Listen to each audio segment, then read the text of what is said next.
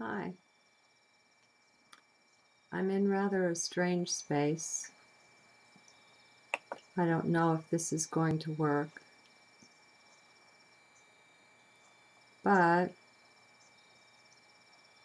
I'll give it a go. I'm shifting on really deep levels. I'm losing the I again. Redefining self.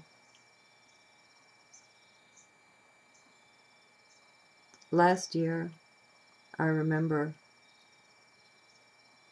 not even wanting to use the word I in sentences because I didn't know what it meant. But I knew that it didn't mean what I'd taken it to mean my whole life. And so I needed to let it go for a while.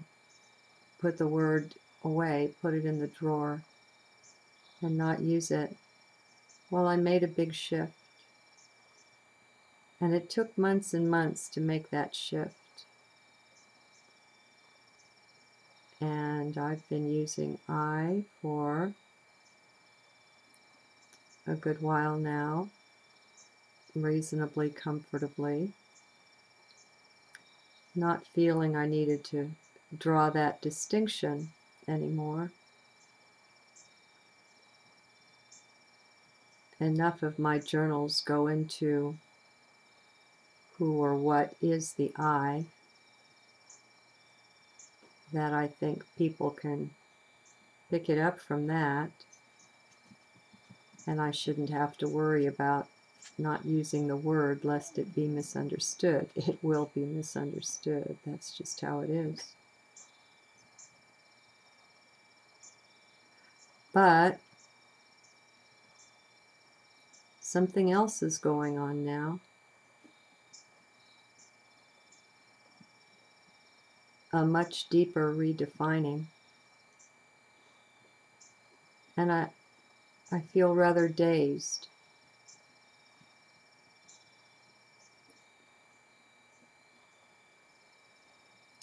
I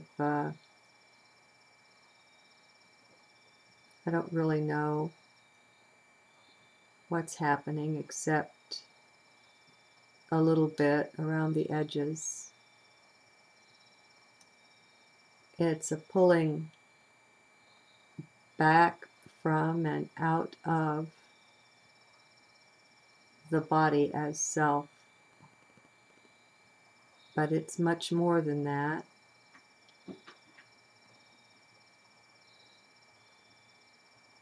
It's also the world, the sun, all physical things. It's one thing to say, oh, it's a hologram. It's not real. And that's fine. Puppy, get out of there.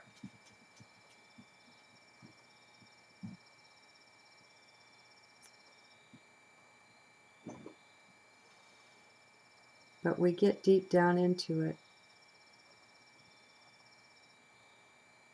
And we don't mean to. But we do define things as being real, bodies as being self, instead of just I like the David Icke picture of the body as a computer, or alternately as a telescope, used by consciousness to peer into the material creation. Either way, it's a thing. It's not a self.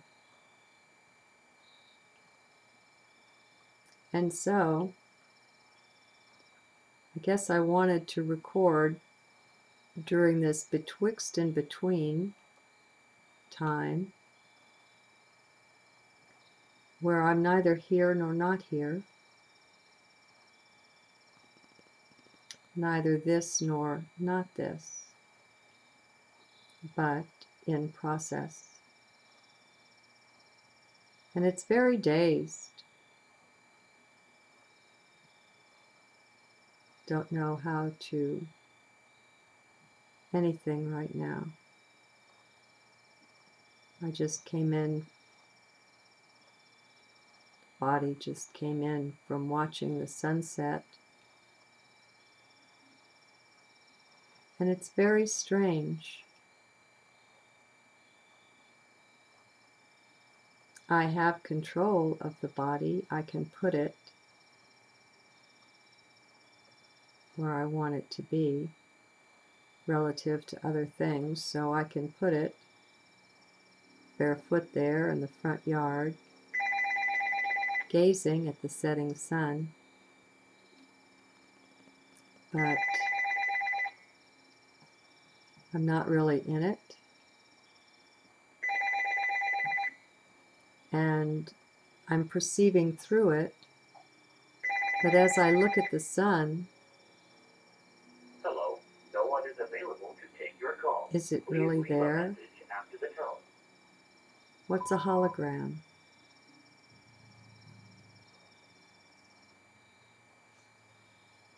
And the bigger challenge is the earth. I have to admit to having a very affectionate relationship with both the earth and the sun. And right now that's lost along with self-definition. It's like I've been unplugged from certain levels, and I'm in process of being plugged in into other levels. And it's a very strange stage to be here.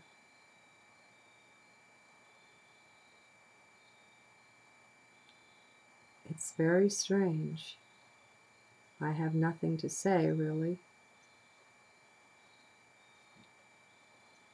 Nothing that I would say would make any sense right now.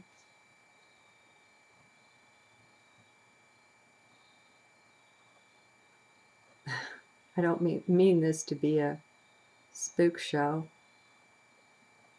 I don't know what it's like to look at it, but I did want to record it because it's unusual, and that's been my joy. That's how my journal started.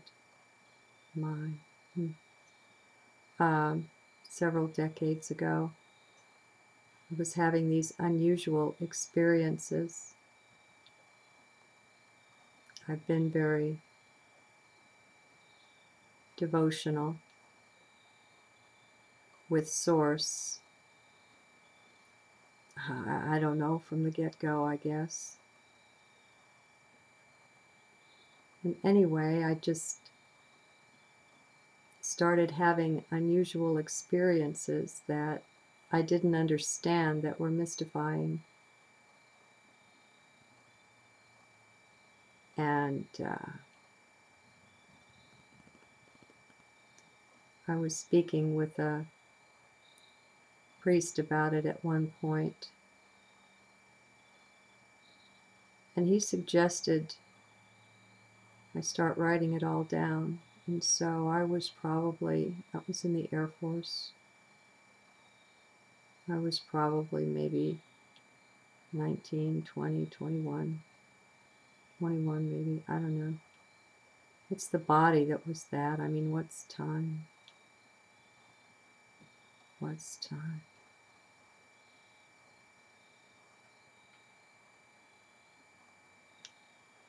Don't know what I'll see in this later. I just have a knowing that this is a transitional stage, and that it's interesting to capture.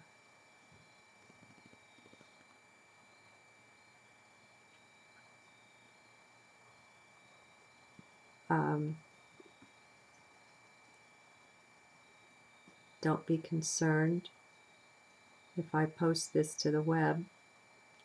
I'm not possessed. I'm not having any troubles or problems at all.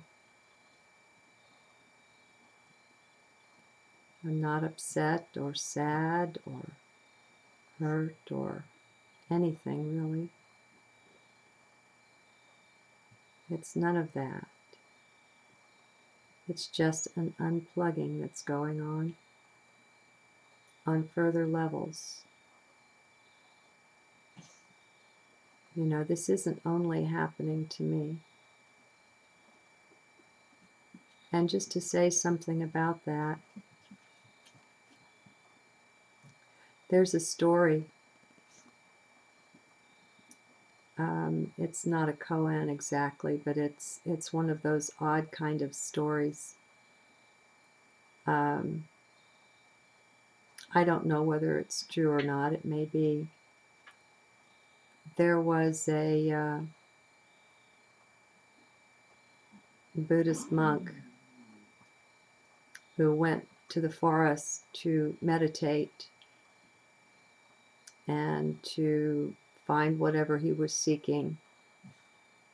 And he spent a number of years there, and over time he developed a following. Others showed up, and pretty soon he was a teacher. He was a guru, and he would send the monks into the village to beg for their food. And he didn't usually go. But one day, for whatever reason, he went with them. Whether it was a feast day or what, I don't know. A holy day. And at the city, the village gate, a beggar or somebody bumped into him, and he became irritated. And that was the end of the story. But I'll do a little better for you